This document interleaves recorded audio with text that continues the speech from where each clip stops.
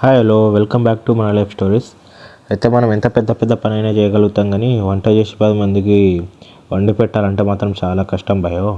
ఈ మాట ఎందుకంటున్నా అంటే, ఇప్పుడు నేను ఎన్నో ఎక్స్పెరిమెంట్ చేశాను. ప్రీవియస్గా బిర్యానీ చేశాను. స్వీడన్కి వచ్చిన తర్వాత ఎవ్రీ వీక్ ఏదో ఒకటి ట్రై చేసి, అంటే మనకు నాన్ వెజ్ అలవాటు కదా, అక్కడ ఉన్నప్పుడు అంటే మన అమ్మ వాళ్ళు వండి పెట్టేవాళ్ళు, మనం తినేవాళ్ళం. ఆ కష్టం మనకు తెలిసేది కాదు. కానీ ఇప్పుడు స్వీడన్కి వచ్చిన తర్వాత నాది నేను వండుకోవాలి. So non veg every week non veg అలవాటు ఉండడం వల్ల నేను ట్రై చేస్తున్నాను. కానీ పోయిన వీక్ బిర్యానీ ట్రై చేస్తే అది అట్టర్ ఫ్లాప్ అయిపోయింది. అండ్ ఈ వీక్ నేను చికెన్ ట్రై చేద్దాం అనుకుంటున్నా.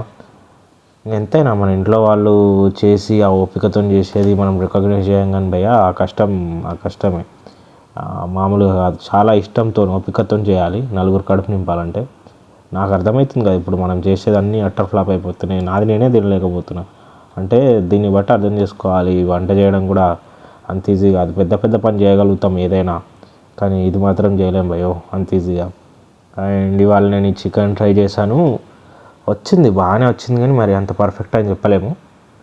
నా దగ్గర అవైలబుల్లో ఉన్న అన్నీ వాడి అన్నీ వేసేసాను. సో ఇట్లా వచ్చింది. ఇప్పుడు మీరు చూస్తారు కదా, బాగానే వచ్చింది చూడడానికి మాత్రం. బాగా రైస్ చేస్తే అది మొత్తం పిండి ముద్దలా అయిపోయింది, బట్ తినడానికి మాత్రం ఓకే అనిపించింది, పర్లేదు.